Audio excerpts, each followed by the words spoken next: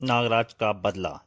दोस्तों, आपने इसके पिछले भाग में पढ़ा कि नागराज और रोमोस की लाश को बुलडॉग के द्वारा निकाल लिया जाता है और नागराज को डॉक्टर सिमटो के हवाले कर दिया जाता है, जहां नागराज डॉक्टर सिमटो को अपने सम्मोहन में ले लेते हैं, जिसके जरिए नागराज फिर से आज़ाद हो जाता है और एक बस्ती में पहुंच जाता है जहां ये लॉल का आतंक फैला होता है। नागराज उन डाकुओं को उनसे लड़ाई होती है नागराज और उन सबको हरा देता है, तो बस्ती वाले नागराज से खुश हो जाते हैं और किल्लौल की जासूस सब तरफ पता करने लग जाते हैं कि एक नागराज कौन है। अब उसके आगे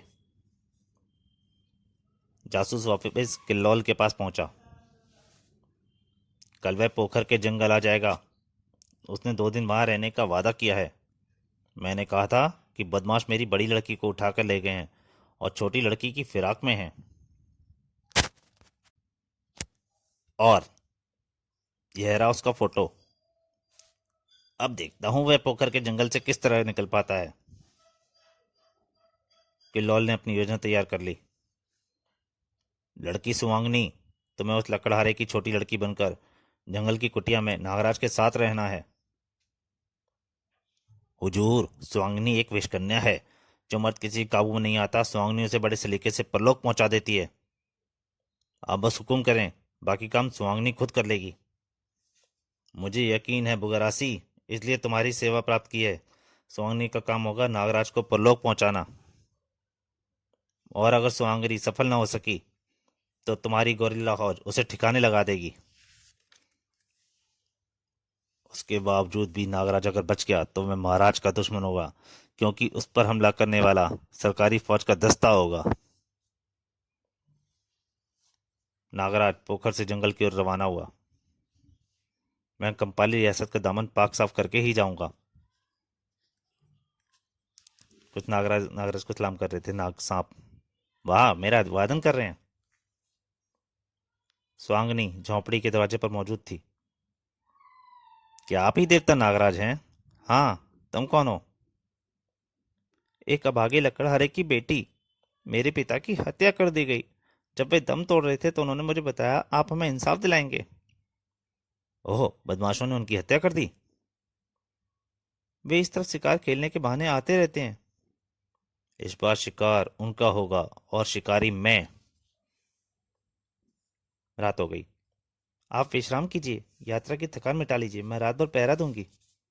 नहीं, तुम बेफिक्री से सो जाओ, मुझे पहरे की जरूरत नहीं। रात को यह सो रहा है, अब मुझे इस पर हमला कर देना चाहिए। बस एक बार इसे काटूंगी तो जहर इसके खून में पहुंच जाएगा और यह तड़प तड़प कर मर जाएगा। सोंगनी ने हमला कर दिया। ए, दूर हटो, क्या कर रही हो? उसने नागराज को काट लिया। बस, अब मेरा काम खत्म हो चुका, तुम्हारी मौत हो जाएगी। इस कमबख्त ने मेरी गर्दन पर काट खाया, अब यह नहीं बचेगी। उफ, मेरी देह जल रही है। मैं अफसोस, तुमने नागराज को काटा। अब तुम नहीं बच पाओगी। मेरे शरीर में हजारों नागों का जहर है। मैं मर रही हूँ। बताओ, तुमने ऐसा क्यों किया? मैं विषकन्या हूँ, महामंत्री किल्लौल। आह, मुझे बचाओ, मुझे माफ कर दो नागराज। अगर तुम साधारण होती तो मैं तुम्हें बचाने की कोशिश भी करता, लेकिन तुमने ना जाने कितने लोगों को इसी तरह मारा होगा। वह लकड़हारा कौन था? जासूस। स्वांगनी ने दम तोड़ दिया और नागराज के जहर से स्वांगनी की देह पानी की तरफ पिघलने लगी। मुझे जिंदगी में पहली बार एहसास हुआ कि मेरे शरीर में इतना घातक जहर भी मौजूद है। सुबह होते ही नागराज झोंपड़ी से बाहर निकला। अब मुझे महामंत्री किल्लोल को सबक पढ़ाना चाहिए।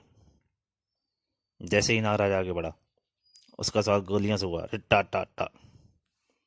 सब तरफ से सैनिकों ने घेरा हुआ था। मेरी छठी इंद्री ने खतरे की गंध पा ली थी। पूरा जंगल फायरिंग की आवाज से दहल उठा। धाएं धाएं।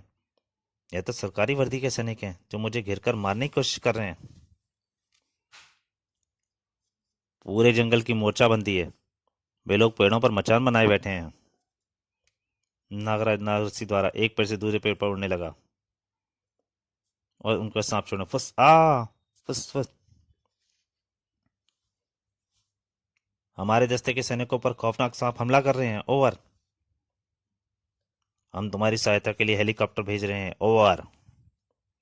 ऊपर हेलीकॉप्टर आ गया और ऊपर से हमला शुरू कर दिया।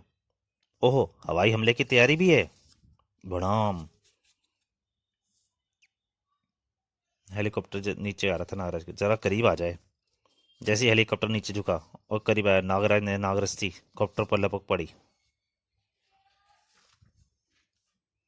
रस्सी काट दो। वह देखो, वह हेलीकॉप्टर पर एक रस्सी के द्वारा चढ़ रहा है। जैसे ही उसने रस्सी काटने की कोशिश की, सांप ने गठ लिया। बस और नागराज हेलीकॉप्टर में पहुंच गया। मैं तुम्हारे हेलीकॉप्टर में आ गया हूं।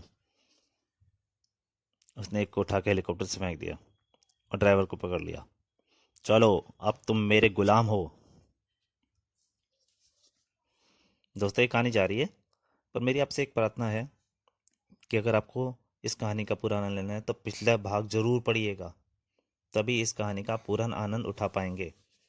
और अगर आपको ये कहानी अच्छी लगे तो प्लीज़ लाइक ज़रूर कीजिए और शेयर ज़रूर कीजिए, क्योंकि शेयर करने से इस वीडियो को ज़्यादा से ज़्यादा और आगे बढ़ने का चांस मिलेगा। तो दोस्तों, आगे कहानी जा रही है।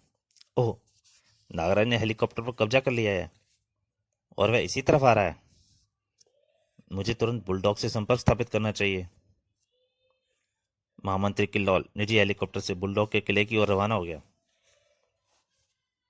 वह कंपाली दर्रे के पुराने किले में उतरा। सुपर बॉस, महामंत्री किल्लौल इसी समय आपसे मिलना चाहते हैं, भेज दो। यह नागराज का फोटो है और उसके संबंध में अंतिम रिपोर्ट। बुलडॉग फोटो देखकर चौंक पड़ा। इस रिपोर्ट और फोटो से इस बात की पुष्टि होती है कि वह नागराज ही है। ओ गॉड, ऐसा कैसे संभव है? इसका मतलब उसने डॉक्टर सिम्टो को भी धोखा दिया। कमाल तो यह है, हम शॉर्ट सर्किट टीवी पर डॉक्टर सिम्टो की शल्य क्रिया भी देख रहे थे। निश्चय ही नागराज राजमहल पहुंचेगा। कि लॉल, तुम मुझसे संधि कर लो। वह किस तरह, किन प्रस्तावों पर? तुम उस पर जाहिर करो कि कंपाली में बुलडॉग नामक व्यक्ति ने आतंक फैला रखा है और राजकीय फौजें भी उससे जा मिली हैं। मेरे मामले को लेकर वह तुम्हारे साथ देगा, वह तुम्हारे साथ होगा। उसे अपने विश्वास में ले लो, उसका स्वागत करो और फिर इस पुराने किले पर हमला कर दो। तो दोस्तों, इस कहानी का तीसरा भाग यहीं तक था। इस कहानी के अंतिम भाग के लिए मैं जल्दी आपके सामने हाजिर होऊंगा। तब तक के